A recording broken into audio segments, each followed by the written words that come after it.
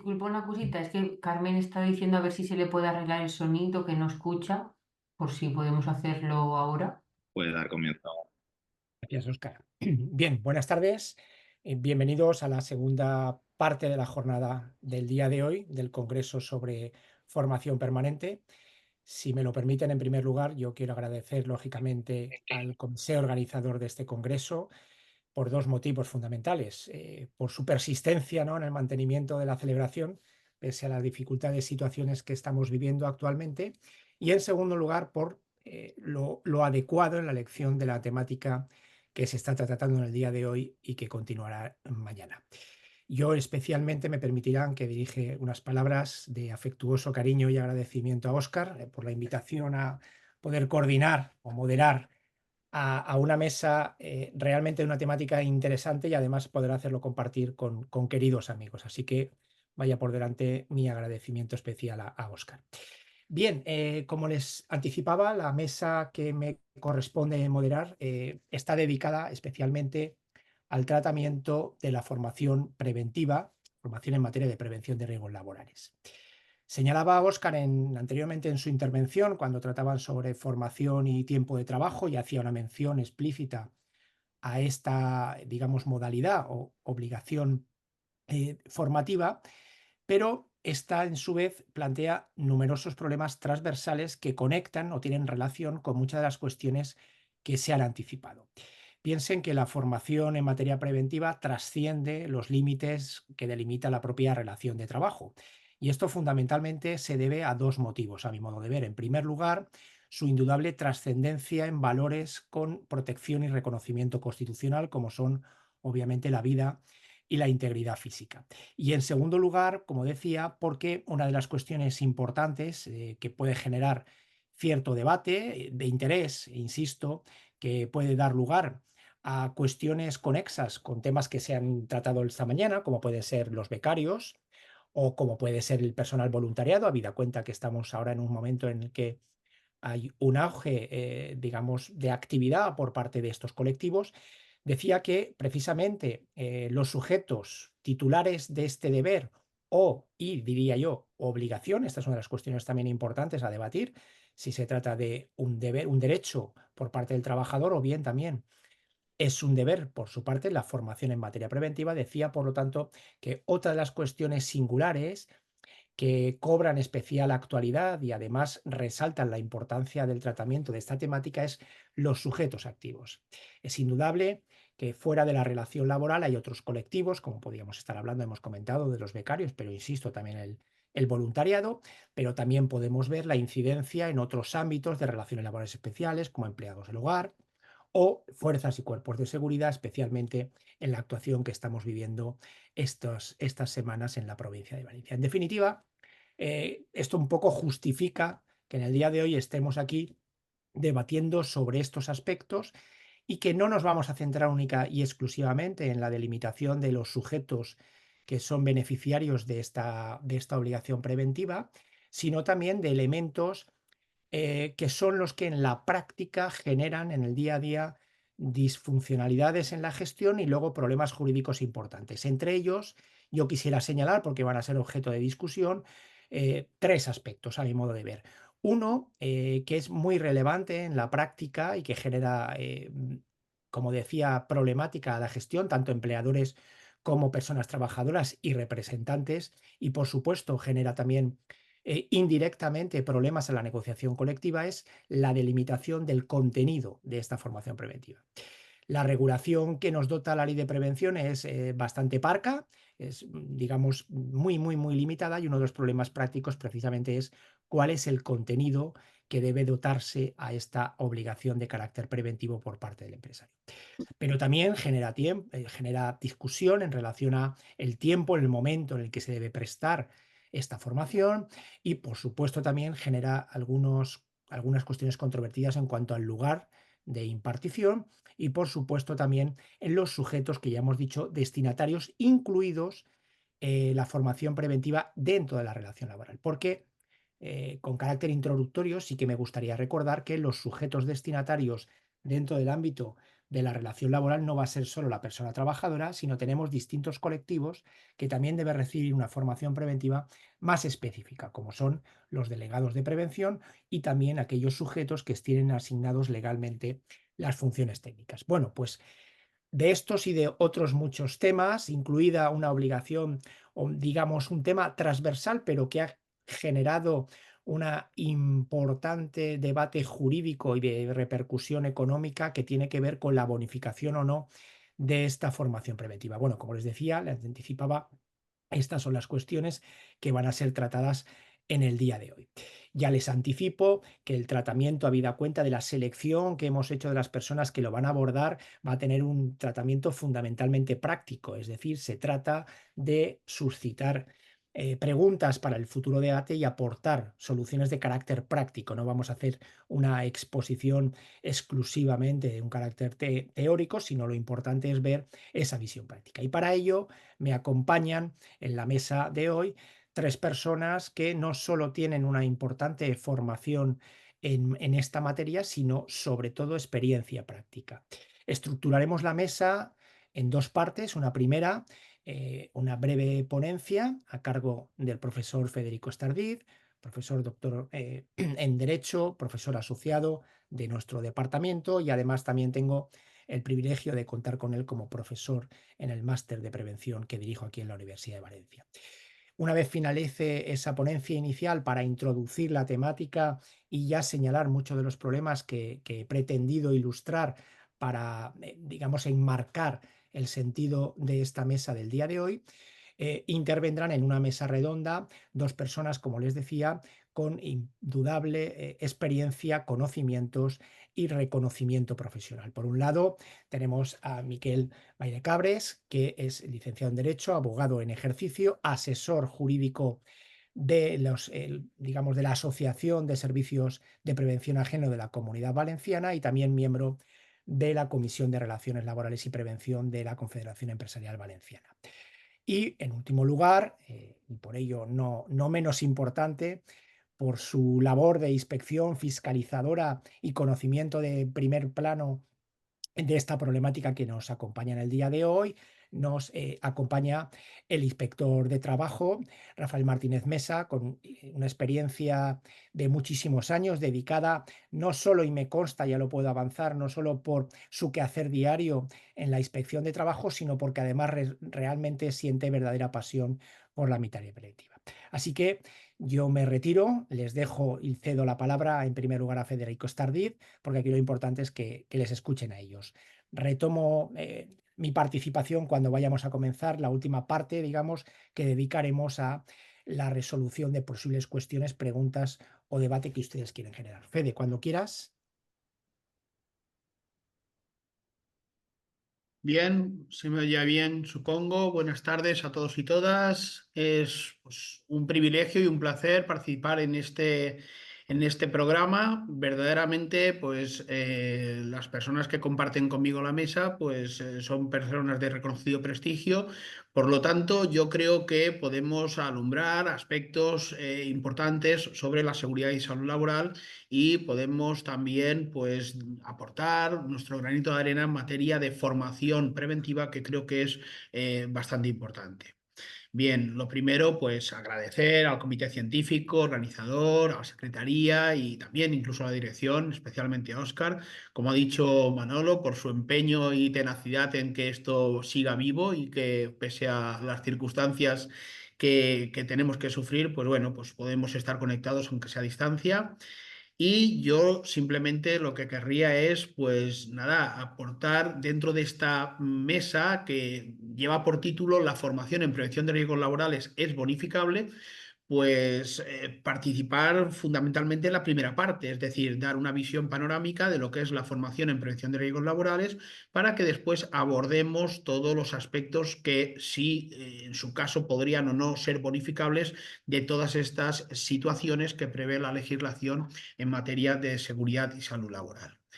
Bien, como se ha dicho con anterioridad, la formación en prevención de riesgos laborales es, yo diría que extremadamente poliédrica. Es una formación tan heterogénea como escueta en su explicación. Yo el guión o la línea argumental que voy a seguir es simplemente hacer una exposición de todas aquellas formaciones que están previstas en materia de seguridad y salud laboral y que son muy, pero que muy particulares y dependiendo en qué situaciones nos encontremos, pues pueden alcanzar situaciones que pueden alcanzar la duda y ya no digo nada de cara a una posible bonificación de estas formaciones. Bien, básicamente son 6 las formaciones que podemos encontrar en materia de prevención de riesgos laborales. Nos encontramos una formación que es la prevista en el artículo 19 de la Ley de Prevención de Riesgos Laborales, que es la que está prevista para los riesgos inherentes del puesto de trabajo. En segundo lugar, tendríamos una formación relacionada con las medidas de emergencia. En el artículo 20 de la Ley de Prevención de Riesgos Laborales nos dice que a todas estas personas que participen en aquellas situaciones de emergencia que cree o que entienda adecuadas la empresa, pues que deben llevar o deben recibir una formación. Tercer lugar, hablaríamos de una formación de carácter técnica, más restrictiva, en el sentido de que no todos los trabajadores deberían tenerla, sino que deberían tenerlo aquellos trabajadores que se entienda que tendrían una situación en el marco del capítulo 4 de la Ley de Prevención de Riesgos Laborales respecto a los servicios de prevención, bien técnicos de carácter superior, medio o básico. En cuarto lugar, tendríamos la formación que iría encaminada a, como se ha dicho anteriormente, a los delegados de prevención. El artículo 37.2 de la Ley de Prevención de Riesgos Laborales nos indica que la empresa es la responsable de asegurar la formación a los delegados de prevención para que puedan desempeñar sus funciones de una forma adecuada. Por último, y más recientemente, entre comillas más recientemente, tendríamos la formación que correspondería a los recursos preventivos. El artículo 32 bis de la Ley de Prevención de Riesgos Laborales incorpora esta, entre comillas, nueva figura, digo entre comillas porque es posterior a la entrada en vigor de la ley, pero ya lleva pues más de 20 años entre nosotros, que es la del recurso preventivo. Es una formación específica para aquellas personas que deben llevar un cometido dentro del marco de lo que reglamenta el artículo 22 bis del Reglamento de los Servicios de Prevención. Bien, aquí acabaría, creo yo, todo lo que serían las formaciones que la ley prevé en materia de prevención de riesgos laborales, pero no me resisto a apuntar una más. Una más que, si bien no está prevista legalmente, sí que la guía técnica de seguridad en obras de construcción, el Real Decreto 1627, apunta en su apéndice segundo respecto de la formación de los coordinadores de seguridad, que propone una formación de 200 horas para aquellas personas que desempeñen estas funciones. Vuelvo a insistir que, aunque no aparece dentro de la legislación, aparece en la guía técnica, no deja de ser una propuesta que se hace y que está especificada con 200 horas de formación para estas personas que desempeñen esta función. Bien, pues dicho esto y muy brevemente, me gustaría desarrollar cada una de estas formaciones que prevé la Ley de Prevención de Riesgos Laborales. En primer lugar, tenemos a la formación inherente a los puestos de trabajo. Lo primero que nos encontramos es una situación de indefinición, porque la ley lo que nos dice es que la formación tiene que ser la adecuada y suficiente. No nos dice 2 horas, no nos dice 4 horas, no nos dice 26 horas, no nos dice para qué sectores de actividad. Sí que es cierto que algunos convenios sí que concretan y determinan unas horas de formación para ciertos puestos de trabajo o para ciertas situaciones, pero también es cierto que normalmente lo que regulan es un mínimo. Por ejemplo, el convenio de la construcción nos habla de unas formaciones, pero nos dice, oiga, un mínimo de 20 horas, un mínimo de 30 horas, un mínimo de lo que corresponda. Por lo tanto, ahí tenemos una primera indefinición de cara a lo que después pues, trataremos, que es si va a ser bonificable o no va a ser bonificable, porque a la hora de bonificar, evidentemente, estas formaciones tendremos que tener una mayor concreción, podríamos decir, sobre su contenido. Otra situación que aparece aquí, dentro de lo que es el artículo 19 de la Ley de Prevención de Riesgos Laborales, es ¿y quiénes son los destinatarios? Como bien decía antes el profesor Alegre, yo estoy completamente de acuerdo, tenemos un problema de indeterminación en el sentido de que aquí, en principio, todos estamos de acuerdo que todos, absolutamente todos los trabajadores tendrían que recibir esta formación. Si después es una formación de más tiempo, de menos tiempo, ¿con qué periodicidad? ¿En qué situaciones se debería dar y cómo se debería dar? Ya puede cambiar. Pero sí que por lo menos aquí yo por lo menos lo tengo claro, y es que todos los trabajadores tendrían que recibir esa formación inherente a su puesto de trabajo.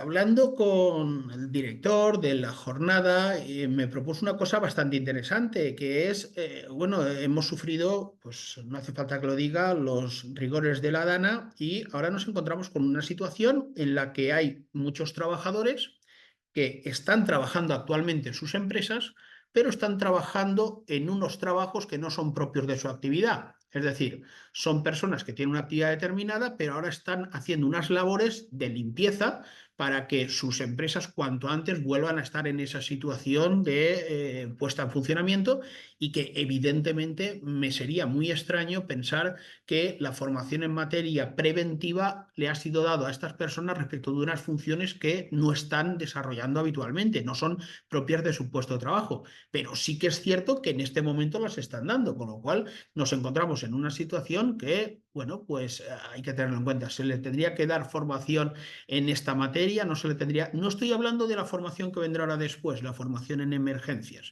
Estoy hablando de unas situaciones, unos trabajos que se están haciendo que no son los más regulares en su puesto de trabajo. Otra posibilidad o otra situación de duda que aparece dentro de la formación en prevención de riesgos laborales es el tiempo. Claro, no podemos dar, no sé, a un camarero 4.000 horas de formación en prevención de riesgos laborales. ¿Sería legal? Sí, podría ser legal, pero evidentemente sería un poco excesiva. Entonces, lo que tendremos es que para que algo se pueda bonificar, tendremos que saber de qué estamos hablando, de qué cantidad estamos hablando, porque evidentemente después vamos a tener una problemática respecto a los rigores administrativos que corresponden a esa bonificación que, bueno, ya hablaremos con posterioridad. Yo simplemente lo apunto y lo dejo ahí encima de la mesa. Bien, vuelvo a insistir, el artículo 19 de la Ley de Prevención de Riesgos Laborales es un artículo que evidentemente tiene unas carencias en cuanto a concreción, yo creo que bastante importantes. Por lo tanto, a la hora de llevar a cabo una posible bonificación, pues también tendría pues, esos problemas de adaptación. Paso al segundo bloque, que sería la formación en medidas de emergencia. La formación en medidas de emergencia, aquí sí que cabría la duda, bueno, es para todos los trabajadores, para algunos trabajadores, solo para aquellos trabajadores que participen en situaciones de emergencia. Yo el criterio que tengo es que todos los trabajadores deberían llevar o deberían tener también una formación en medidas de emergencia. Estamos hablando de una formación distinta. Aquí nos está explicando si una persona puede golpearse, puede caerse, puede inhalar un gas y cuáles son las medidas preventivas. No, aquí se está hablando ante una situación como puede ser un incendio, como puede ser una inundación, como puede ser una fuga de gas, cómo tiene que actuar una persona. Yo soy amigo de que todas, absolutamente todas las personas trabajadoras reciban formación en este aspecto. Bien es cierto que algunos estarán dentro de esas medidas de emergencia funcionalmente perfectamente asignadas, pero también entiendo que cualquier trabajador debería tener unas nociones básicas de materia de emergencias. Por ejemplo, simplemente el uso y manejo de extintores. Yo, por mi experiencia profesional, tengo la costumbre, cuando imparto la formación en medidas de emergencia, de preguntarle a mis alumnos, que la mayoría pues, son trabajadores o han trabajado o han tenido alguna vez un contrato, cuántos de ellos saben manejar un extintor. Estoy hablando de un extintor, ya no hablo de una BIE ni hablo de cosas complejas. Un extintor. La media que suelen presentarse es que 1 de cada 15, en el mejor de los casos, pues han manejado un extintor. Un manejo de un extintor o que han recibido formación, mejor dicho, en manejo de extintores. Porque que hayan manejado un extintor, pues eso es otra historia que también habría que tener en cuenta muchas veces de cómo se manejan extintores y cómo se lleva a cabo. Bien, lo que quiero decir es que en materia de medidas de emergencia también debemos acotar esa situación, es decir, qué medidas se dan, en qué situaciones se dan, todo esto. Si ya es muy etérea la formación inherente a los puestos de trabajo, porque no hay un itinerario formativo, podríamos decir, homologado o estandarizado o que sea homogéneo, pues en medidas de emergencia, pues mucho más. Y mucho más también dependiendo de la situación, porque hay empresas que pueden tener dentro de sus medidas de emergencia, o mejor dicho, dentro de las situaciones de emergencia previstas, aspectos como, por ejemplo, todo lo referente a incendios, a inundaciones, a fuga de gas, a terremotos, es decir, según las circunstancias de esa empresa. ¿Qué es lo que ocurre? Que tampoco podemos tener esta situación. Es decir, tampoco podemos tener la situación de la hora. 3 horas, 4 horas, 6 horas. Y aquí tenemos incluso una situación que suele darse, y es que no es la empresa la que forma a los trabajadores, tampoco es el servicio de prevención ajeno el que forma a los trabajadores, sino que hay entidades especializadas que son las que llevan a cabo la formación de los trabajadores. Por lo tanto, yo simplemente ver esto de la bonificación en esta formación específica prevista en el artículo 20, cómo se podría llevar a cabo o cómo se concretaría. Tercer lugar, tendríamos todo lo referente a la formación técnica. Tenemos la formación técnica de carácter superior, de carácter medio, de carácter básico. Yo sí que sé que hay alumnos nuestros en el máster de prevención de riesgos laborales que su formación, pues bien, está sustentada por la empresa, está bonificada. Resulta que hay unas posibilidades de cara a la formación de trabajadores para que adquieran esta formación, vuelvo a insistir, de carácter superior. La formación de carácter intermedio pues también podría perfectamente estar en esa situación. Ambas están perfectamente concretadas con un horario, con un itinerario. También es cierto que uno es técnico superior teniendo como mínimo una de las especialidades, pero podrían ser 2, podrían ser 3, y que podría bonificarse si todo o solamente hasta la primera o lo que corresponda, pues bueno, después lo comentaremos o lo podríamos ver. Más dudas me surge, o cuestión distinta surge respecto a la formación de carácter básico. La formación, para empezar, que tiene una dualidad, son 30 o 50 horas en función de la empresa, si está en el anexo 1 o no está en el anexo 1. Es más, incluso en algunos casos hay algunos convenios colectivos que superan estas 50 o 30 horas, imponiendo 60 horas, como es el convenio de la construcción. También tenemos otra situación de una cierta, podríamos decir, indefinición respecto a la formación. Y aquí añadiría yo otra cuestión que desde la inspección de trabajo nos lo podrían concretar, y es que en ocasiones yo me he encontrado con que hay inspectores de trabajo que vienen aceptando que cuando uno tiene una formación básica, pues la tiene, es una titulación exactamente igual que la media o que la superior. Sin embargo, hay otros inspectores, me he encontrado, que adoptan el criterio de que, bueno, es una formación básica y debería ser refrescada, vamos a poner ese concepto, dentro del marco de la prevención de riesgos laborales.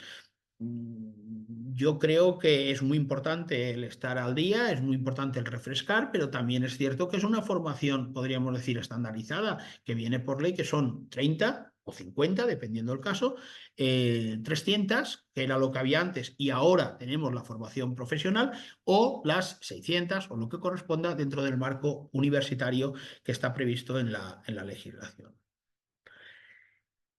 Podríamos decir claramente, la formación más concreta dentro de lo que propone la ley, es decir, la que está más concretada en cuanto a cómo tiene que ser, qué cantidad de horas tiene que tener, etcétera, etcétera. Porque si ya nos vamos a la siguiente formación, la que corresponde a la del artículo 37.2 de la Ley de Prevención de Riesgos Laborales respecto al delegado de prevención, esta es absolutamente huérfana, no dice absolutamente nada la ley. La ley simplemente dice que la empresa debe garantizar una formación específica a este representante de los trabajadores. Ojo que estamos hablando del delegado de prevención, pero curiosamente la ley parece ser que se olvida de la otra parte del Comité de Seguridad y Salud Laboral, es decir, la formación que podría tener la parte empresarial que está discutiendo temas dentro del Comité de Seguridad y Salud Laboral. No dice nada al respecto, o por lo menos no concreta nada, cuando yo entiendo que dentro de una mesa que se está trabajando en materia de seguridad y salud laboral, ambas partes deberían tener pues, unos conocimientos solventes sobre esta situación. Bien, desemboco finalmente en el último de los apartados. Estamos hablando básicamente de lo referente al recurso preventivo. El recurso preventivo sí que es cierto que la ley nos dice que, oiga, mire, como mínimo un nivel básico. Yo entiendo que un nivel básico tiene que ser evidentemente el nivel básico de 50 horas. Entiendo que para actividades de una potencial peligrosidad, pues en principio cabría pensar que el legislador está pensando en una formación de 50 horas, que es la que corresponde a todas aquellas empresas que están dentro del anexo 1. Pero no tendría por qué ser así, porque no estamos hablando de actividades como tal, sino que estamos hablando de situaciones que viene el artículo 22 bis del Reglamento de Servicios de Prevención a determinar concretamente. En todo caso, yo creo que, vuelvo a insistir, me curaría en salud y estaríamos hablando de una formación de 50 horas. Pero también habla la ley como mínimo. Y aquí nos encontramos con otra situación, y es que el recurso preventivo pensamos o podemos pensar que es sobre una actividad concreta. Oiga, mire, hay potencial riesgo de caída en altura, riesgo grave. O estamos hablando de alta tensión, o estamos hablando de espacios confinados, o estamos hablando de todo a la vez. Si estamos hablando de todo a la vez, entonces la formación pues tendría que ser muy superior a esa de carácter básico, porque estamos hablando de riesgos especialmente graves.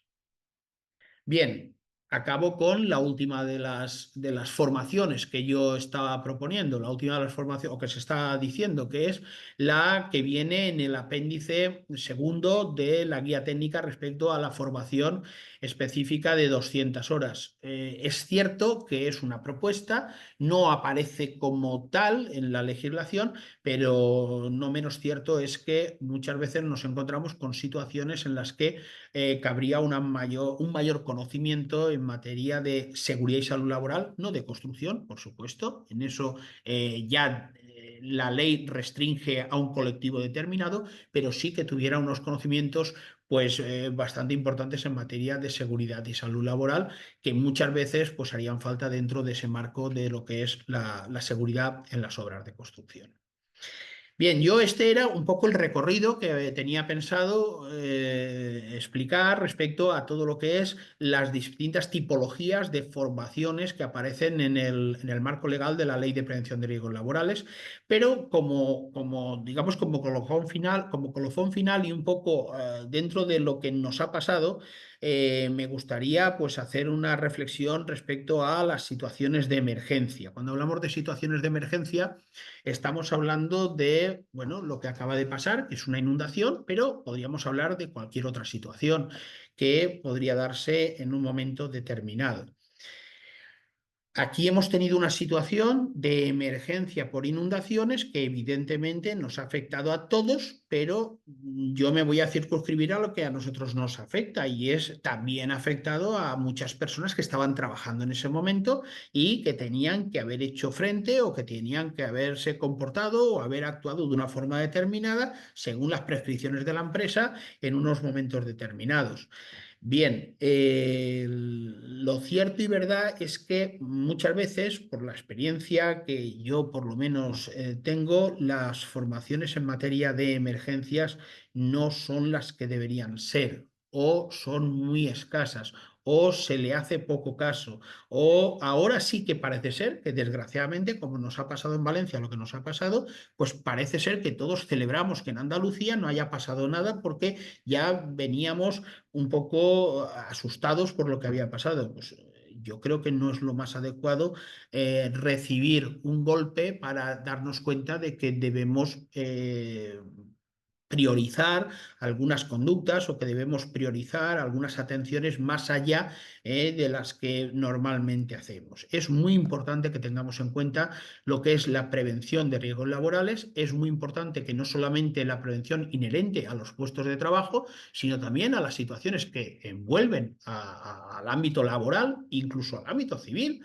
Yo muchas veces cuando explico una formación en emergencias le digo que están los trabajadores allí porque son trabajadores, pero cuando yo les explico cómo utilizar un extintor, les sirve para utilizarlo en el trabajo y para utilizarlo en el garaje cuando llegan a su casa en el ámbito más estrictamente civil. Es un valor añadido. Cuando se les explica aspectos de primeros auxilios, se les explica porque son trabajadores, pero eso pueden trascenderlo. Incluso yo les digo que hagan de onda expansiva y lo trasciendan a personas en el ámbito doméstico.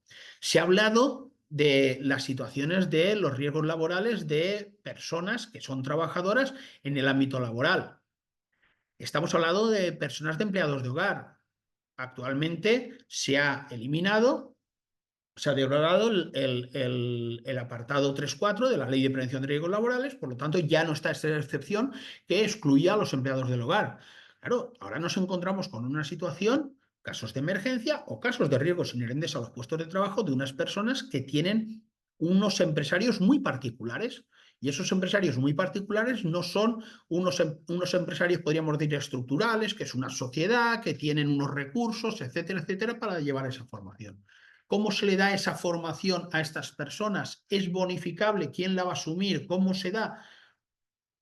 Pues simplemente lo dejo ahí sobre la mesa porque muchas veces el simple hecho de eliminar el artículo 3.4 de la Ley de Prevención de Riesgos Laborales conlleva unas consecuencias que deberíamos tener en control. Que deberíamos saber qué consecuencias conlleva esa eliminación. Obviamente no estoy diciendo que no tengan que tener formación, pero sí que articular la forma de llevarla a cabo. ¿De acuerdo?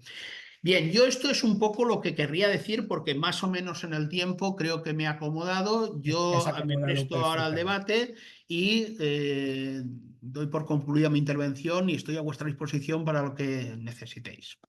Muchísimas gracias, Fede. Perfecto, te has acomodado al milímetro.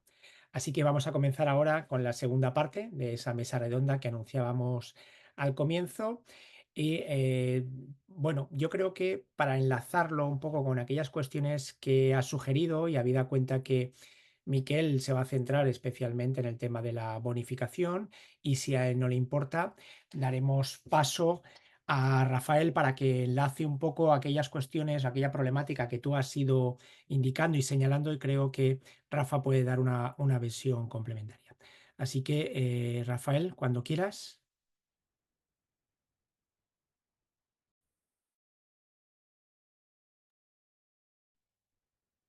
Rafa, ¿nos escuchas?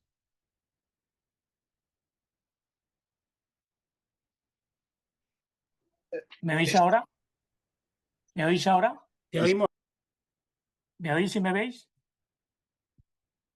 ¿Me oís? Ahora Sí, te vemos y y te ahora también te oímos. vemos. Perfecto. Vale, perfecto. Cuando quieras, Rafa.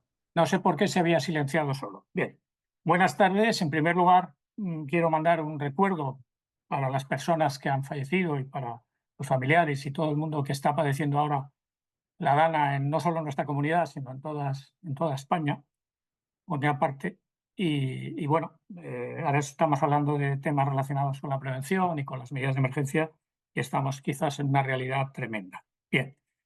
Bueno, yo no voy a hablar de la bonificación de la formación en prevención. Es un tema que personalmente no es el objeto de mi exposición. Realmente aceptaré en el momento que haya un criterio jurisprudencial claro, pues lo que tenga que ser, pero me voy a dedicar a hablar de la formación en prevención de riesgos laborales que sirve para prevenir accidentes. Es decir, entiendo que lo que nos interesa es si la formación es válida, o como diría el artículo 19, es válida, suficiente y adecuada. Bien, últimamente empezaré por lo menos importante, aunque también lo es, ha irrumpido de forma fuerte la formación online en materia de prevención de riesgos laborales. De hecho, hay mucho interés de que esa formación online ocupe un espacio cada vez mayor dentro de la formación en prevención. Sobre ese aspecto, en las notas técnicas de prevención, que no son obligatorias, del Instituto Nacional de Seguridad y Higiene, del Ministerio, ya nos han dicho algo, ya nos han dicho algo, sobre todo recalcando que preferentemente tenemos que ir a una formación presencial, práctica y adaptada a la realidad del puesto de trabajo. Todo lo demás, todas las ventajas que tienen la formación online, insisto, empiezo por el final, costes de desplazamiento, horario, practicidad, control, tutorías, adaptación al horario del trabajador, eso está muy bien, pero indudablemente tenemos que ir a lo más importante. Iremos al segundo aspecto, y es por quién se puede dar esa formación, tanto a nivel presencial, que es lo normal, como a nivel online. Indudablemente tenemos aquí una diferencia entre si es por personal interno de la empresa o del servicio de prevención o si es por personal externo. Indudablemente estamos limitados según el tipo de gestión preventiva que tengamos. Es más fácil recurrir al formador externo dentro de un servicio de prevención propio y es menos fácil, o por no decir difícil, si estamos en un servicio de prevención ajeno, donde realmente tiene que ser impartida esa formación por el servicio de prevención ajeno y por los técnicos de ese servicio de prevención. Bien, aquí llegamos a la pregunta de cómo debe ser, y es la pregunta un poco del millón. La ley nos dice suficiente y adecuada. Eso es un concepto jurídico indeterminado.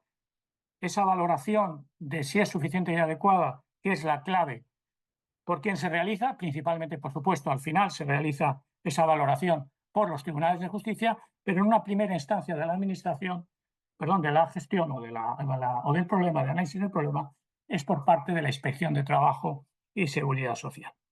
Bien, yo como inspector de trabajo, 36 años, y a mis espaldas muchísimos accidentes mortales y muchísimos miles de accidentes graves y muy graves y leves, investigados, pues tengo mi propio criterio. Yo no puedo asumir aquí en esta jornada el criterio de la Inspección de Trabajo en general.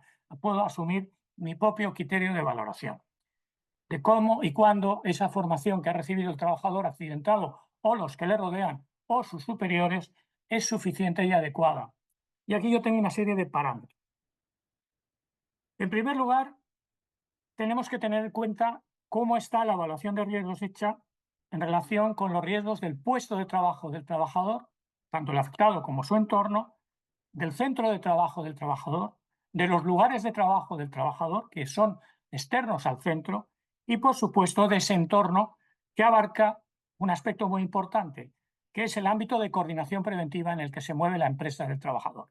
Es decir, la información de los riesgos de las empresas que están solidarizadas por un nivel de coordinación, bien por un empresario titular y unas empresas concurrentes, o bien por un empresario principal y unas empresas contratistas, la información que deriva de los riesgos se tiene que compartir y se tiene que llevar a la formación preventiva de todos los trabajadores, incluidos los autónomos, que puede haber en su contratación por parte de todas las empresas. Ahí es una de las vías de entrada de la mayor cantidad de insuficiencia en la formación impartida y compartida. Cuando tenemos un ámbito de coordinación preventiva que implica que la formación preventiva que se da al trabajador de su puesto, de su centro y de su lugar y de su entorno tiene que contemplar muchos más aspectos que una mera cuestión puntual. Aquí hago un inciso y es que todos los requisitos que se establecen por parte de las buenas prácticas conocidas y las normas UNES conocidas sobre la formación online para que sea válida y equiparable a una formación preventiva presencial, yo siempre digo que todos esos requisitos habría que pedírselos a la formación presencial. También las tutorías, la valoración del tiempo, el entendimiento, los exámenes, es decir, todos aquellos valores que ponemos como elemento de equiparación, para mí tenían que ser un mínimo para todos. ¿Hay que emplear nuevas tecnologías en la formación presencial o online? Por supuesto que sí. Yo tengo el honor, en mi etapa del ministerio, de haber compartido con el director de la escuela entonces, Ángel Luis Sánchez Iglesias, el haber generado una formación 3D para los inspectores de trabajo, donde había 10 supuestos reconstruidos 3D de los accidentes mortales más comunes que sabíamos que se iban a producir el año que viene porque eran los mismos que se habían producido en proporcionalidad en este año. Eso está colgado o estaba colgado en la página de la inspección y en la página del Instituto Nacional de Seguridad y Higiene. Yo les invito a que lo vean porque puede ser interesante. Es decir, es importante saber que las perdices conozcan cómo enseñan a los cazadores. Bien, y lo digo con todo mi cariño el concepto perdices. ¿Es importante el trabajo de campo? ¿Son importantes los simuladores? Claro que sí, claro que hay que incorporarlos, pero nunca excluyendo de la formación presencial o la formación práctica. Aquí, bueno, sí que tengo que establecer una exclusión de la formación online que estaría ligada a la peligrosidad de la actividad del puesto del trabajador. Aquí serían los trabajos peligrosos, en función de la maquinaria peligrosa, en las medidas de emergencia, en EPIs de tercer grado, en los operadores y en los aspectos que tienen que ver con la investigación. Y aquí me refiero específicamente a la universidad. Es decir, es difícil cuando se está investigando una nueva tecnología, un nuevo producto, una nueva cuestión que pueda tener riesgos, es muy difícil que desde el proceso de investigación se sepa ya todos y cada uno de los riesgos posibles. Esa insuficiencia en la evaluación que viene dada porque se está generando, porque se está creando, tiene algunos problemas, sobre todo me refiero a los accidentes que hay en laboratorios universitarios y en laboratorios de centros de investigación. Bueno, pues aquí, indudablemente, el problema de la formación es muy complejo. Es muy complejo, pero indudablemente aquí tenemos que ir a niveles de exigencia muy específicos que no podemos tratar aquí. Bien. Voy un poco a la segunda parte y es ¿qué importancia tiene la formación preventiva en la investigación de los accidentes de trabajo? Bueno, lo primero que tenemos que decir es que en la investigación de los accidentes de trabajo, una de las primeras cuestiones que se analiza es qué grado de formación tenía el trabajador accidentado, tanto si falleció como si vive, qué grado de formación tenía y qué calidad los encargados de esa actividad, los compañeros que hacían la misma actividad del trabajador o los compañeros que estaban por debajo de la actividad o por bajo las órdenes de ese trabajador. Bien, aquí sabemos que tenemos una presunción iuris tantum de veracidad que puede ser destruida en prueba en contrario. Y aquí entramos en un combate jurídico para demostrar que era suficiente o que no era suficiente, que era adecuada o no era adecuada.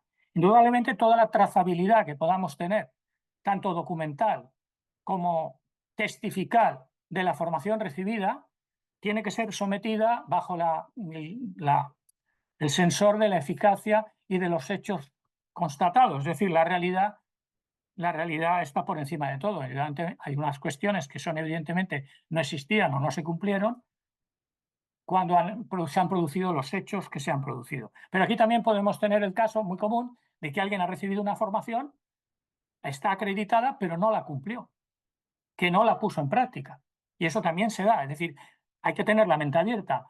No es una cosa equivalente. Es decir, no podemos decir de forma lineal, bueno, pues sí, pero a veces el trabajador no cumple lo que sabe y al revés también. Pero claro, ¿cómo demostramos por parte de una empresa, de un asesor, de un servicio de prevención, que realmente el trabajador tenía una formación suficiente y adecuada? Indudablemente tenemos muchas vías. Ya he dicho la trazabilidad como una de ellas, pero sobre todo es muy importante una gestión preventiva que digamos, registre los hitos en materia de mantenimiento, en materia de formación, en materia de refrescamiento, en materia de actualización.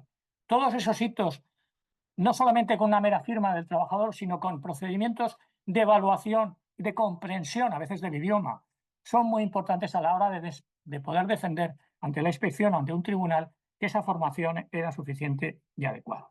Y luego ya por último, me voy a entrar en aquellos aspectos de la formación que no tienen que ver solamente exclusivamente con como ha dicho el profesor de universidad, con la formación derivada del puesto de trabajo artículo 19. Aquí todos los supuestos que él ha desarrollado me parecen bien, estoy de acuerdo, pero yo añadiría otros. En primer lugar, yo iría un poco al origen a veces del problema, y me iría a aquellos aspectos que hoy por hoy no están regulados en la ley como necesarios de formación en materia de prevención de riesgos laborales. En primer lugar, las escuelas, la educación infantil y primaria. Yo creo que tendríamos que incorporar una formación preventiva inicial, iniciática, sobre todo de contaminación hacia los padres, en las escuelas. Deberíamos establecer y tratar de establecer principios básicos de seguridad y salud, aunque sea laboral, en las escuelas. Creo recordar que no hay una gestión preventiva en las escuelas hoy mismo, desde el punto de vista de que la inspección educativa de los centros educativos hoy no contempla ni la competencia ni la capacidad de inspección sobre las condiciones, a no ser que lo haga la inspección de trabajo. Hoy por hoy no hay una campaña específica sobre ese tema. Por otro lado, estaría la necesidad de dar formación en prevención de riesgos laborales a los proyectistas tanto en el ámbito de la arquitectura como de la ingeniería. Las carreras medias, que ahora se llaman de una forma que ya realmente no sé ni mencionar, sí que tienen asignaturas troncales, pero las carreras llamadas superiores, en algunas que yo recuerdo, por lo menos hasta cuando yo recuerdo, ojalá esté equivocado y ya haya sido ya corregido, son asignaturas optativas. Muchas veces tenemos problemas en la gestión preventiva de las empresas porque los proyectos, que luego hay que pasar a un estudio, que luego hay que pasar a un plan, adolecen de defectos en materia de estructurales o de diseño, en materia de prevención, porque el proyectista no tiene esa formación. Y cuando ya luego vienes a corregir, o bien por los servicios de prevención, o por los gabinetes de ingeniería, o por los consultores, o por la propia inspección, o por el INVASAT, ya te estás gastando dinero en algo que podías haber proyectado bien. Eso lo seguimos viendo a día de hoy. Y en otro aspecto sería importante proporcionar formación preventiva a los certificadores de maquinarias y de productos. Luego nos iremos por ahí al artículo 41 de la ley, que no voy a abrir ese jardín, pero a veces el problema es que los certificadores certifican cuestiones a nivel industrial, pero no tienen en cuenta a la hora de certificar las medidas de prevención, de protección de la seguridad y salud de las personas. ¿Qué pasa con eso? Que luego, si la empresa que cree que con una certificación, un marcado de la Unión Europea ya vale, no lo evalúa dentro de su evaluación de riesgos, al producto, a la maquinaria o al equipo, tenemos problemas. Ese es un tema también asignatura pendiente. Y por otro lado estaría el tema de los voluntarios. Bien, los voluntarios, la Ley de Voluntariado Nacional establece la obligatoriedad del que solicita la colaboración de voluntario de proporcionarle un seguro de accidentes. Pero no está en ningún lado que tenga que dar formación en materia de prevención de riesgos porque falta la palabra laborales. Yo considero que eso es un error. Habría que darle una formación a los voluntarios, en cualquier caso, al mismo nivel que a los trabajadores por cuenta ajena. Y en segundo lugar, hay dos tipos de voluntarios. Los voluntarios ligados a una ONG o a una administración, que es que tienen una interlocución contractual en las cuales sí que, por ejemplo, se dan o se remuneran los gastos que realiza sí que sería importante que hubiera esa formación preventiva en los mismos técnicos que trabajadores por cuenta ajena que esas ONGs o que esas administraciones tienen. Y por otro lado estarían los voluntarios espontáneos, como los de la DANA, que habría que excluirlos de la relación laboral por los trabajos de buena vecindad del Estatuto y de la Ley de Prevención, pero ahí sería importante también que se modificase la norma para que esas actuaciones tan encomiables tuvieran también una formación en prevención de riesgos laborales de alguna manera. Luego estarían las fuerzas de seguridad, voy muy rápido. Las fuerzas de seguridad, bien, aquí yo tengo que hacer una apreciación sobre la formación y sobre la gestión, que es importante.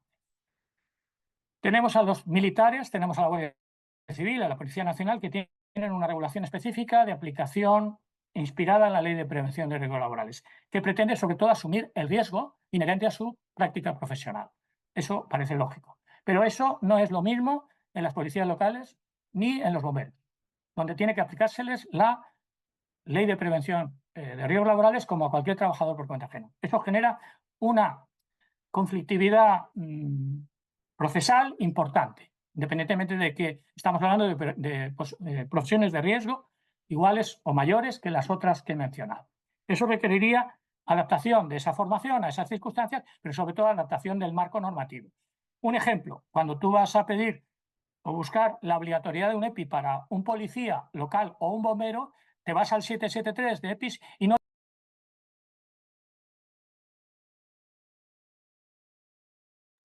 Rafael, ¿nos escuchas? Parece que se ha perdido la conexión porque no está. Bueno, pues si te parece, comenzamos con Miguel porque le quedaba ya estar en el tiempo y si lo recuperamos le damos en el momento del debate un par de minutos. ¿Te parece, Óscar? Me parece genial, sí, sí. Vale, Miguel, ¿estás por aquí? Sí, voy a ¿Me oís? compartir. ¿Me oís ahora? Sí, te ¿Me oís escuchamos. ahora? Acabo, se ha ido la. ¿Me oís? Sí, vale, un minuto, te oímos, Vale. un minuto. Perdón, sí, estoy en tiempo todavía, pero vale, a ver si puedo hablar. No os veo todavía. ¿Me veis a mí? Sí. Te escuchamos y te vemos, sí. Vale, perfecto. Yo no os veo solamente a Óscar, pero da igual, le hablo a Óscar. Bien, por último, en ese marco normativo tenemos un problema con las profesiones más ligadas al riesgo grave e inminente. Es curioso eso. Bien. Y por último, es importante la formación que damos a los representantes legales de los trabajadores por un interés especial del empresario, porque tienen capacidad de paralización. Y conviene que el que tiene esa capacidad de paralización de la actividad tenga la formación suficiente y adecuada. Y por último, los coordinadores de seguridad en ejecución de obra, proyectistas o los coordinadores en el resto de sectores que no sean construcción. Ahí la formación, por supuesto, que es necesaria, pero hay que tener en cuenta que el marco jurídico de la coordinación preventiva, que no es la responsable de las condiciones materiales, hay que recordarlo, en el marco de la producción no constructiva, puede ser una figura incluso no personal. Con lo cual, eso es otro tema que debemos de valorar desde la modificación normativa. Y nada más, me quedo a las preguntas y al debate, desde luego. Muchas gracias. Muchísimas gracias, Rafa. Miguel, cuando quieras. De acuerdo, voy a compartir la presentación.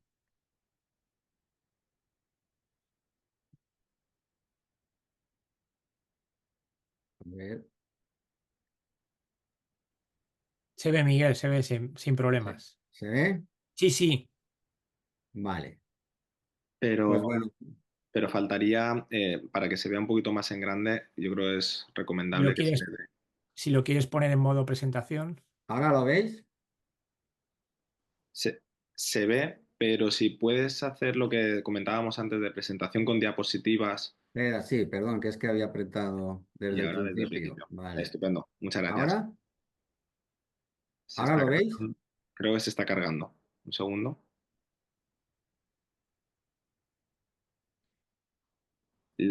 Miquel, ¿le has llegado a dar a presentación desde el Sí, principio? sí, desde el principio. Sí, pero Bueno, se queda. Parece que se no, queda. Yo no creo lo que. vemos, pero bueno, en Bueno, cualquier caso no te se ve, preocupes. creo que suficiente. Se ve bien, ¿eh? Se ve bien. Vale, Puedes. pues disculpar por eso. Nada, no. Bueno, en primer lugar, como ya también he hecho los anteriores participantes, agradecer esta invitación no solo a mí, sino a la Asociación ASEPRECOVA para poder participar en este congreso que me parece no solo interesante, sino de una relevancia, de una gran relevancia. Sí, además, bueno, pues como decía también Manolo Alegre, bueno, estamos en un marco de la universidad y nosotros, o por lo menos yo, acostumbrado a otro tipo de marcos en las intervenciones y no con este tanto rigor científico. No, pero creo que también es bueno, como se decía, pues ver esa otra visión de algunas cuestiones prácticas y del día a día, sobre todo de lo que nos enfrentamos en los tribunales o incluso en las revisiones o en la inspección de trabajo. Bien. Antes de nada, también quería, vamos, para los que no conozcan, pues decir que la SEPRECOVA, como se ha dicho, es la Asociación de Servicios de Prevención de Riesgos Laborales de la Comunidad Valenciana.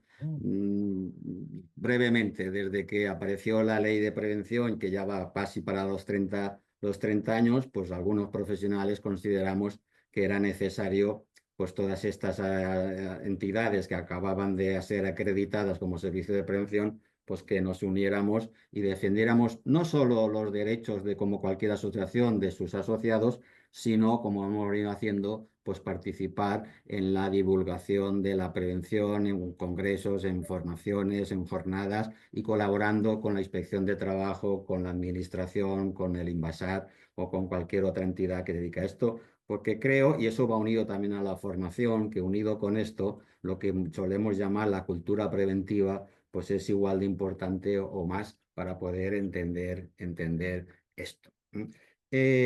Antes también, como en el antes de entrar en esta conclusión, también quería decir, casi que iba a empezar ahí por el final, pero también quería comentar pues algunas cosas que se han comentado, ¿no?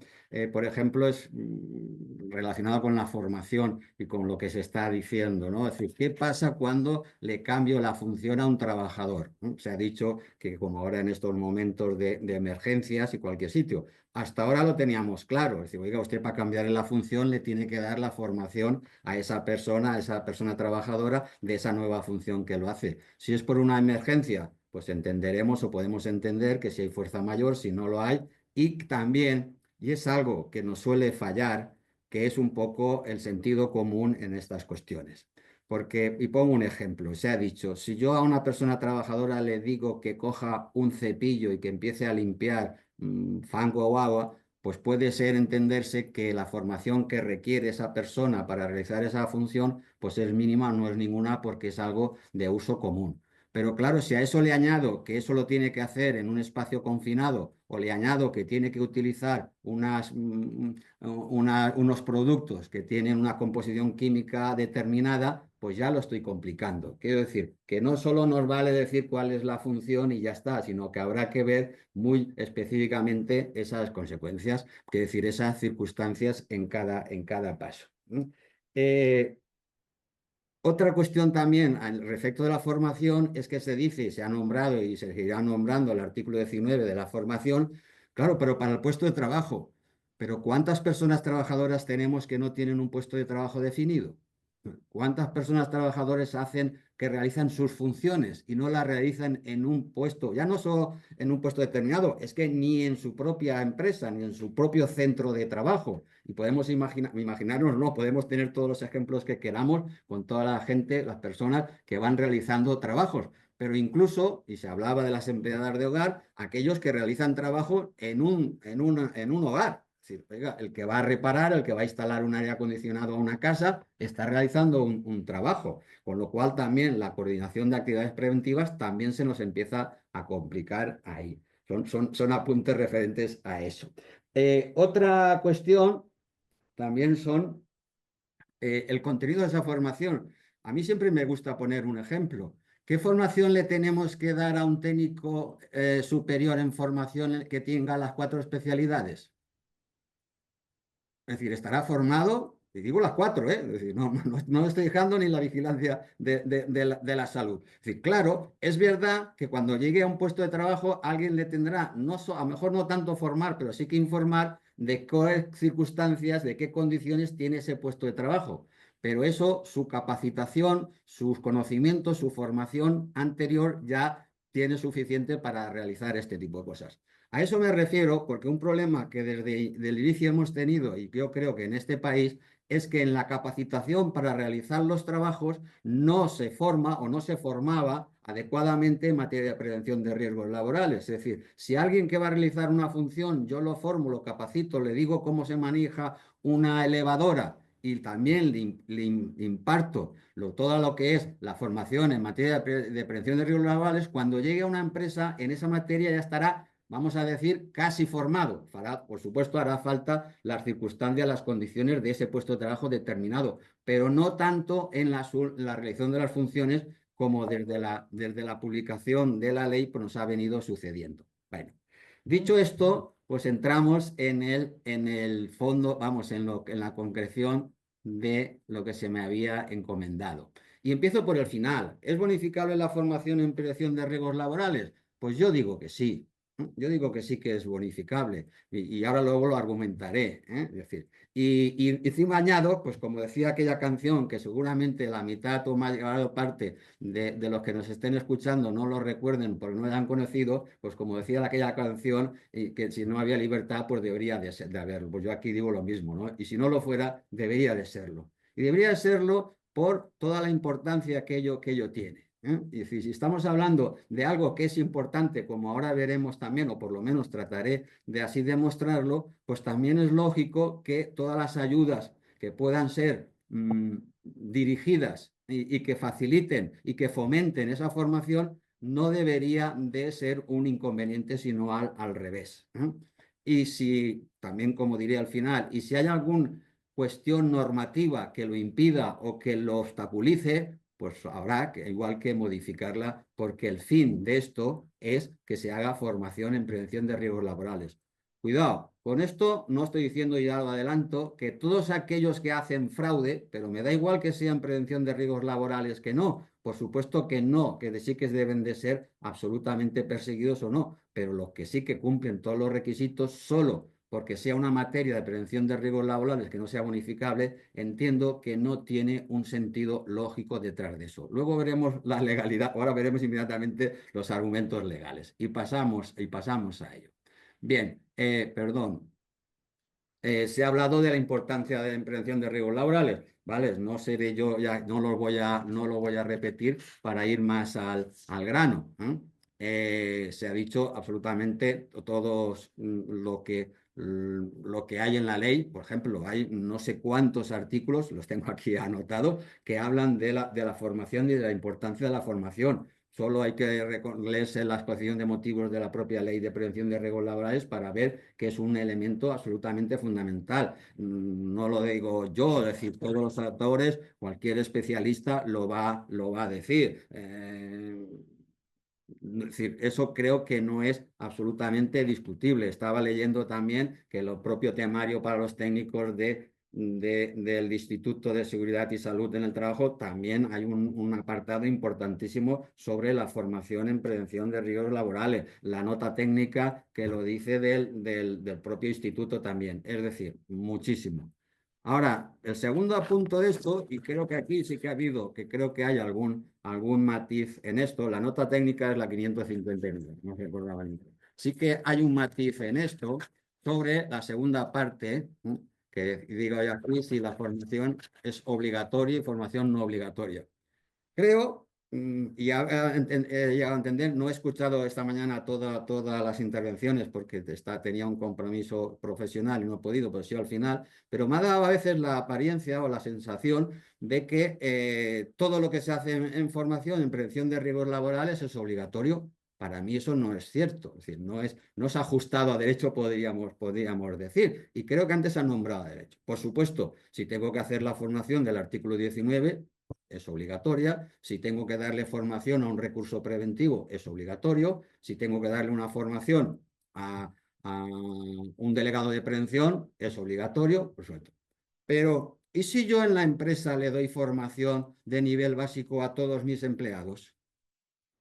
¿Estoy obligado? No. ¿Lo puedo hacer? Sí. ¿Es productivo? Sí. ¿Mejora el clima laboral de la empresa? Sí. ¿Favorece las condiciones de salud y seguridad en la empresa? Sí. ¿Forma a los trabajadores para esa función y para otras que puedan tener más adelante? Es decir, ¿también promociona el empleo? Sí. Por lo tanto, no hagamos esa ecuación directa de formación en prevención de riesgos laborales, formación obligatoria. No. Y hay casos, es decir, no hay casos. Si encima eso me lo bonifican, pues aún tendré más iniciativa, como tal. También, por supuesto, por la responsabilidad corporativa, social corporativa de las empresas, que también si uno de los principios de eso es ir más allá de las obligaciones legales, pues ¿por qué no en esta formación? Bien, por lo tanto, eso también creo que es importante, sobre todo también ahora, luego veremos el tema de la bonificación. Vale. ¿Por qué traemos o por qué se trae este debate aquí? Y creo que es absolutamente interesante y nosotros estamos interesados en ellos.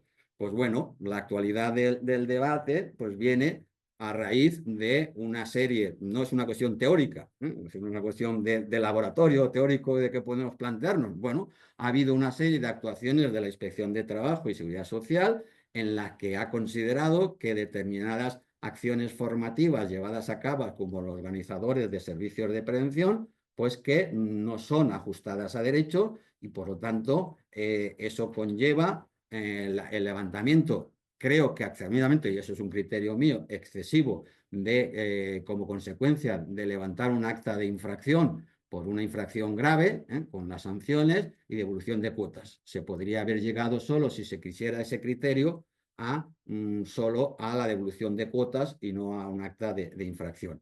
Acta de infracción que, para que no lo sepa, pues esos se está hablando de infracción grave del artículo 22.15 del texto refundido de la LISO, de la Ley de Infracciones y Sanciones del Orden Social. Cada sanción son 751 €, pero por cada acción formativa. Es decir, con lo cual esas actas pues se disparan, es decir, porque hay muchas acciones formativas, ¿no? Aunque a uno le puede parecer que 750 € es poco, pero hay actas pues, levantadas por más de 200.000 €. Encima, este tema se nos complica o lo vemos con otras perspectivas más negativas cuando, y como digo aquí en la diapositiva esta, un agravio comparativo, porque lo que está sucediendo es como, y creo que Rafael Martínez, el inspector, ha dicho que no existe aún un criterio definitivo sobre esta materia y por lo tanto pues no tenemos una referencia absolutamente objetiva y concreta de todo, pues resulta que en unas determinadas provincias se está interviniendo y se están levantando esas actas y en la provincia de al lado no, incluso dentro de nuestra comunidad. ¿Qué sucede con eso? Pues más allá de un problema de sentirse discriminado, si se me permite la expresión, lo que también provoca es una competencia absolutamente desleal. Es decir, ¿por qué? Porque si yo, servicio de prevención, puedo organizar estos cursos a una empresa de la provincia de al lado y a mí no me levantan acta y a los que están ahí sí, pues es evidente que captaré más clientes que el de Zalda. Con lo cual, eso también debería absolutamente corregirse bien.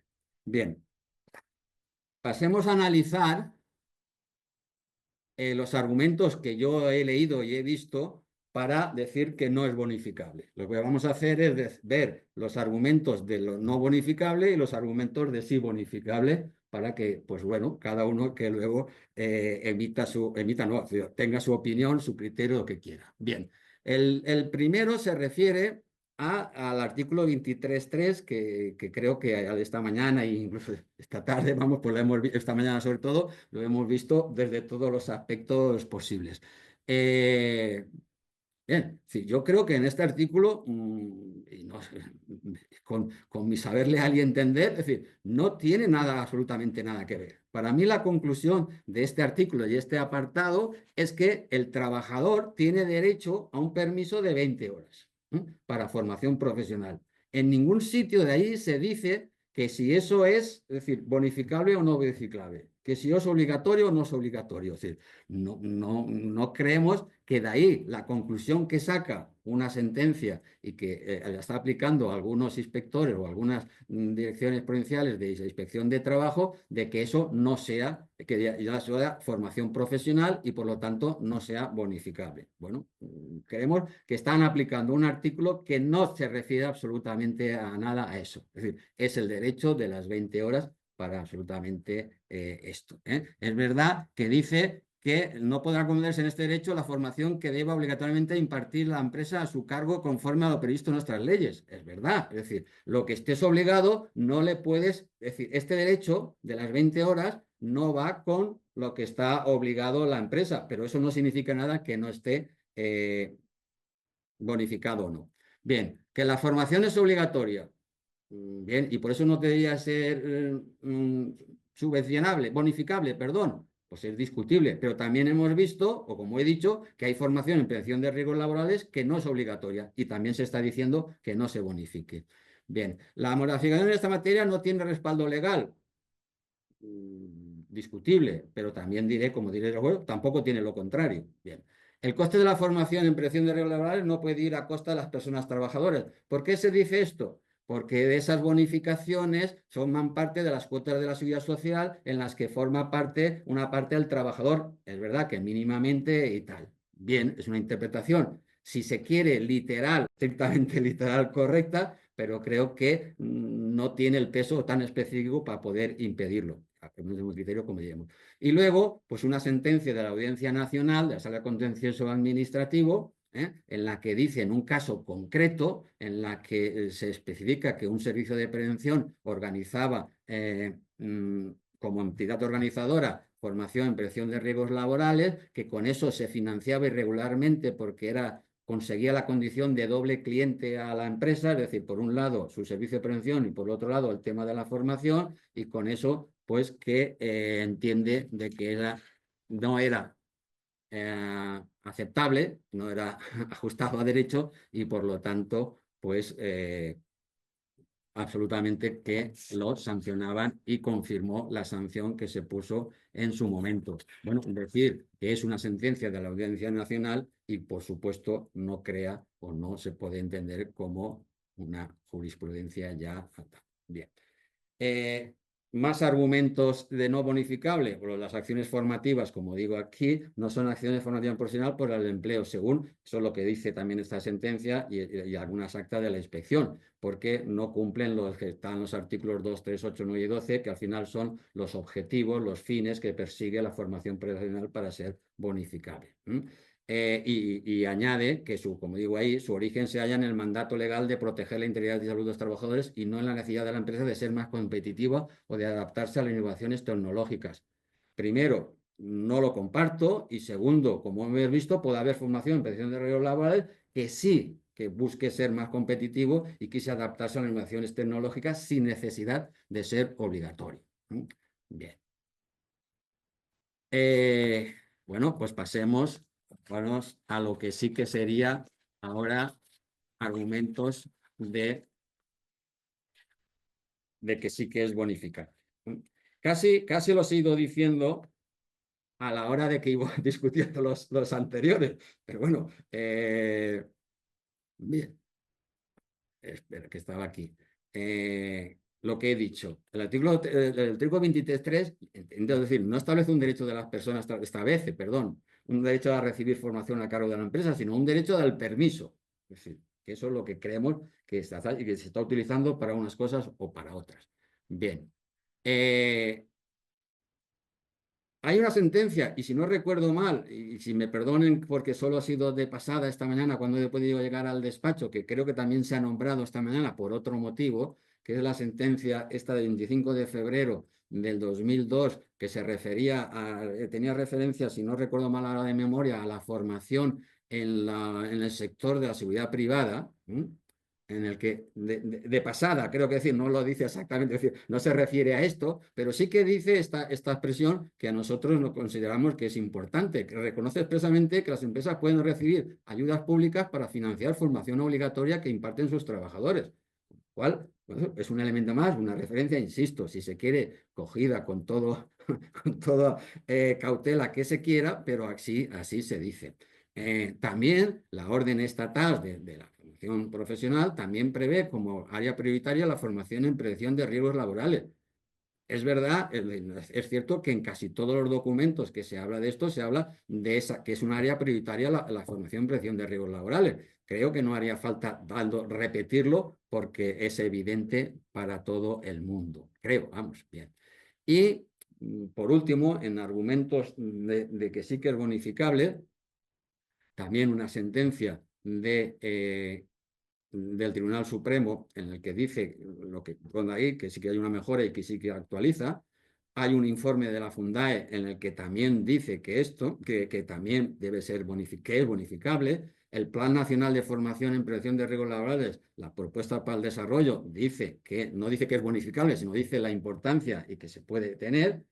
Y sobre todo, y me quedo en el último punto, es que hasta hace pocos meses, la verdad es que ahora ya un poco igual un año y medio, esto se venía aceptando, no había esto era pacífico, es decir, todo el mundo, y cuando digo todo el mundo, digo las instituciones que controlan la bonificación en estos cursos, no había ningún reparo, no había ningún inconveniente. Es decir, por lo tanto, eso también generó un grado de confianza y sabemos el principio de la confianza en cuanto a la actuación de la administración para ahora tener que enfrentarnos a unas actas, insisto, porque se ha cambiado el criterio, se diga lo que se diga, se ha cambiado el criterio, o por lo menos alguien ha cambiado el criterio, y encima que se sancione como infracción. Cuando, insisto, se cambia el criterio, pues una cosa es que se devuelvan las bonificaciones y otra cosa es que se sancione porque incluso se entiende que hay una actuación fraudulenta.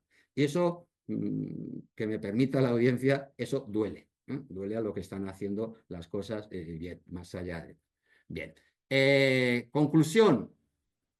No es un error que esté en blanco, no se me ha olvidado, ni es un error mío. Mire, que cada uno saque su conclusión que quiera. Podría yo sacar otra y decir, mire, vuelvo a decir lo que he dicho antes, creo que sí que es bonificable, si no debería serlo, y si hay algún impedimento legal, normativo o de la orden que sea, pues que se cambie, porque es necesario que eso, y es bueno. Y si la finalidad es buena y no está bien adecuado, que se cambie y que se consiga. Y con eso, pues muchas gracias por la atención. y abierto pues cualquier pregunta o consulta que se quiera hacer. Muchas gracias.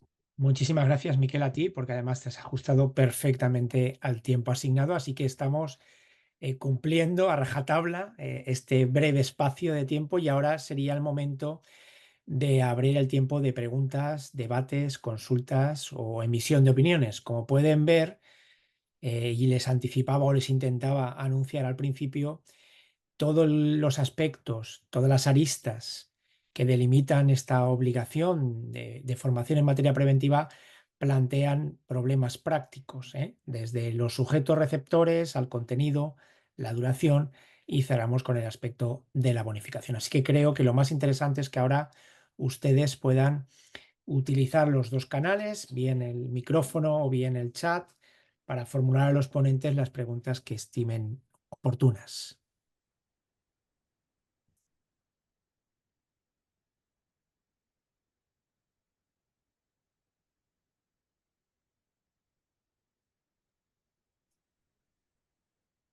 Bueno, de momento parece que no hay ninguna cuestión que nos ha llegado al chat.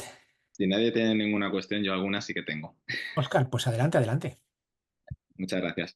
Bueno, en primer lugar, darle la enhorabuena a los tres ponentes por sus brillantes exposiciones, también al moderador por saber dirigir la mesa con maestría. Y bueno, yo sobre todo me gustaría, teniendo en cuenta un poco el título de la mesa, me gustaría ir digamos, al kit de la cuestión, ¿no? Que era el de si la formación es bonificable o no. Agradezco muchísimo, sobre todo a Miquel Valdecabres la exposición que ha hecho. Además, también agradezco que lo haya hecho aportando argumentos a favor y en contra, y eso creo que también es loable.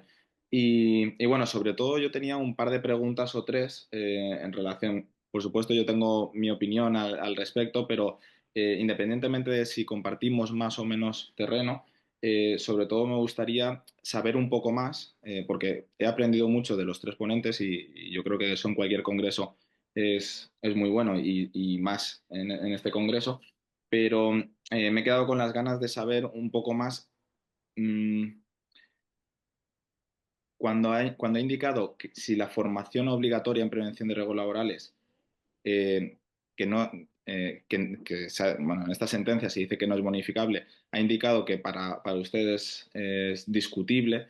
eh, ¿Cuáles son los argumentos de peso que utilizaría para eso? Es cierto que ha hecho ya una relación, pero me refiero a, teniendo en cuenta que la formación en prevención de riesgos laborales es una obligación de la empresa, también del trabajador, lo he comentado también al principio de su exposición, es una obligación de ambos. Pero también es cierto que la propia normativa, al menos si nos vamos al artículo 19, dice que esa formación no puede recaer sobre los trabajadores. El coste de esa formación no puede recaer sobre los trabajadores. Si entendemos que todo lo bonificado viene de las cuotas de formación profesional, de alguna manera, aunque sea de manera indirecta, está recayendo sobre los costes de formación. Y por añadir algo más al debate, si no tuviésemos ya suficiente, indicaba antes, hacía una referencia al convenio colectivo de seguridad privada, donde se hace una referencia, ¿no?, de que se podrá acceder a la financiación pública y demás. Y cuando ha comentado eso me ha venido a la mente que ahora que estamos con el análisis de la formación dentro de la negociación colectiva, a efectos de ese estudio de la Comisión Consultiva Nacional, leíamos en un convenio, era un convenio de casinos, creo que en Madrid, era un casino, creo que era en Madrid, que venía a establecer que el dinero que se recaudase a partir de propinas podría ir destinado a financiar la formación obligatoria. Entonces, bueno, pues también por si quería expresar su opinión al respecto, si considera que también esa cláusula convencional sería conforme a derecho, si no, simplemente por avivar todavía un debate que ya estaba candente. Muchísimas gracias nuevamente. Miquel, por alusiones directas. Bien, primero, Óscar, es decir, volvemos un poco a lo mismo. Has vuelto a igualar, ¿no?, formación en prevención de riesgos laborales con formación obligatoria, ¿no? Esa es una primera discusión que yo quiero mantener, porque hay actas de la Inspección de Trabajo, donde le estamos discutiendo eso. Oiga, ¿será bonificable o no? Pero la que no es obligatoria tampoco es bonificable. Esa es otra pregunta, ¿eh? Tienes el micrófono cerrado. Gracias, Miguel. No, decía que hay que compartir el criterio. Es decir, todo lo que vaya, todo lo que exceda de lo exigido legalmente, obviamente ya no es obligatorio. Y por lo tanto, desde ese punto de vista sería bonificable. Ahora bien, también lo comentaba antes Rafael, la dificultad de diferenciar a veces entre lo que es obligatorio y lo que no, en algunas ocasiones. No sé si también comparte esa visión. Por supuesto, es decir, es, tanto en un sentido como en otro. Quiero decirte, tanto cuando no se ha hecho una cosa y era obligatoria y tal. Sobre todo, y como decía Rafael, en los temas cuando ya tenemos un accidente o una enfermedad profesional. Es decir, la visión de estos temas es muy diferente a cuando estamos hablando en abstracto y en general, porque es verdad que hay ahí algo y algo ha fallado, porque si no, no hubiese ocurrido ese desgraciado hecho. Es decir, y eso sí que condiciona mucho las actuaciones, por supuesto, entiendo, de la inspección y de los propios juzgados. Bien, sí que es verdad lo de la cotización y que se puede entender, y es un argumento que se está diciendo. Por eso decía yo que si algo hay que cambiar en la norma, pues igual sí, porque sería mejorable. Es decir, creo que eso no sería inconveniente. No sé, y aquí tenemos representantes de las organizaciones sindicales que pueden opinar o no, pero creo que estaría bien destinado en ese sentido. Yo Pero hay quería... más otros tipos de argumentos, por eso. ¿Cómo se me decía eso? Digo, porque también la pregunta es lo que decía, ¿y hasta ahora por qué sí que no había problema? ¿Y por qué no ha sido un criterio generalizado y solo en determinados lugares muy concretos? Pues esto también son cosas que a nosotros se nos escapan, ¿eh? Y no queremos absolutamente tampoco ningún tipo de beneficio en ese sentido. Es decir, insisto, es lo que lo hagan bien, ¿eh? Pero vuelvo a decir, que eso se diga que ha sido fraudulento, pues es duro. Sí, Paco Moreno creo que había Sí, levantado la mano. sí, muy brevemente. Lo primero, buenas tardes, aunque luego tengo la posibilidad de participar y eso en la mesa redonda, pero dos cosas en relación a este tema. Lo primero, casi un tercio de la formación bonificada en el sistema Fundae es de prevención de riesgo. Por tanto, efectivamente entra. Claro que es aquella que no es obligatoria, es decir, el problema está en la obligatoria. Y dos, precisamente ahora y con el acuerdo de la Administración Laboral, del Ministerio de Trabajo, del SEPE, estamos las organizaciones empresariales y sindicales intentando alcanzar un acuerdo precisamente para modificar la Ley 30 y dar posibilidad a que la obligatoria también pueda entrar. Bien es cierto que ahí hay sus matices y sus problemas entre quienes piensan que debe ser tal cual y quienes pensamos desde comisiones obreras que, hombre, que habría que buscar algún tipo de equilibrio en relación a la obligatoria y la voluntaria, la de adaptación al puesto de trabajo o la que es de movilidad, y buscar también de que efectivamente no es igual una gran empresa que una pequeña y mediana empresa a la hora de poder financiar, ¿no? Pero que vamos, que estamos, lo que quería transmitir es que estamos precisamente, y creo que es oportuno que lo digamos aquí, y más en un foro como este, discutiendo precisamente ese tema. Muchísimas gracias. Nuria Pastor. Tenía levantada la mano. No sé si quería hablar. Si no, César de la Fuente también.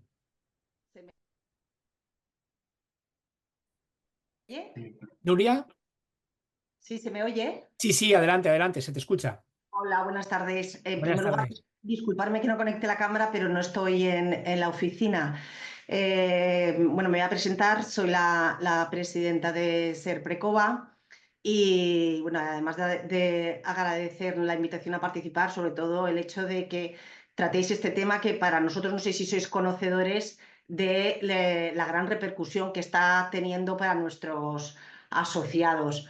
Me alegra muchísimo las palabras que acaba de anunciar Paco, porque eso es algo que venimos demandando en el último tiempo desde que empezó esta situación que para nosotros es una situación de grande discriminación e inseguridad jurídica que estamos viviendo, en especial los servicios de prevención de la provincia de Alicante, de la cual no sé si sois conocedores, pero bueno, la situación actual en la que estamos viviendo es que cuando las acciones formativas a raíz de la sentencia, los servicios de prevención, sobre todo los de SERPRECOVA, porque así se nos comunicó, dejamos de bonificar en septiembre del 22. No obstante, a pesar de ello, se nos empezó a sancionar por las formaciones que hicimos con carácter retroactivo, es decir, las del 21, del 20, e incluso lo que es más grave, todavía, incluso a pesar que la propia inspección de Alicante y en otras reuniones que habíamos mantenido con la propia inspección, pues se nos había dicho que se podía bonificar este tipo de formación y además como todos los sistemas, ¿no? Digamos que se nos ponían a nuestra disposición, pues nos lo permitían. La situación es que nosotros no estamos bonificando, los servicios de prevención y sobre todo entidades formadoras que vienen de fuera bonifican, y por lo tanto, pues muchísimas empresas, ¿qué es lo que deciden hacer? Pues hacer las formaciones con otras entidades que no somos nosotros. Y sobre todo, pues eso, tener que responder a muchas preguntas de ¿esta formación puedo? No puedo. Pues es obligatoria para ti, no lo sé. Y para el otro, pues a lo mejor para ti sí, para tu compañero de mesa, para ti es obligatoria, pero para el compañero de mesa no. Es muy complicado distinguir. Para cada formación deberíamos de estar mirando, analizando la evaluación que dice el plan de formación de la empresa para saber si es obligatorio o no. Por lo tanto, una modificación legislativa en ese sentido, pues sería de agradecer. Entonces, bueno, básicamente lo que quería era trasladar esta situación, que más que nada para que seáis conocedores, y sobre todo, pues eso, en la medida que todas las organizaciones sindicales y empresariales pues puedan ayudar a resolverla, pues yo creo que va a ser en beneficio al final de la formación y de las plantillas de las empresas, porque es una formación muy, pues bueno, muy demandada y sobre todo, pues bueno, muy, muy necesaria, como yo creo que todos estamos de acuerdo. Muchísimas gracias. Muchísimas gracias a ti, Nuria, por la interesante intervención. César, tienes la palabra. Sí, buenas tardes a todos. No quiero consumir demasiado tiempo, ¿no? Simplemente agradeceros el debate. Estoy asistiendo muy interesado a las intervenciones de todo el mundo. Quizás solamente a reflexionar, yo no soy un experto jurídico, no soy capaz de analizar si desde la normativa actual o desde las interpretaciones actuales de la norma se permite o es bonificable o no bonificable la formación de prevención de riesgos laborales, tanto si es obligatoria como si no es obligatoria. Lo que sí que estoy escuchando es un argumento de fuerza que viene desde el ámbito financiero, y en el ámbito financiero sí que considero que tengo algo más de conocimiento, y os puedo decir que de los 2.300, 2.500 millones de euros que se recaudan al año, como las cuotas de formación profesional, las aportaciones de los trabajadores son un 15%, pero solo el 25% de esos fondos van a la bonificación de las empresas, a lo que es el presupuesto del crédito que pueden aplicarse para bonificar la formación. Con lo cual, a mí no me parece que buscar el argumento económico sea el más apropiado, porque en realidad gran parte de los fondos ya van dirigidos a la formación de los trabajadores en aquellas competencias que ellos deciden formarse sin que la empresa tenga. Muchísimas gracias, César. Bueno, siento no poder alargar más el tiempo, estamos justo en hora y ahora tienen que continuar el resto de compañeros, así que muchísimas gracias a todos por su asistencia, a los participantes por sus interesantes intervenciones y, como no, a los tres ponentes que me han acompañado hoy, Fede, Rafa, Miquel, muchísimas gracias de corazón. Hasta pronto. Muchísimas gracias a todos y a todas.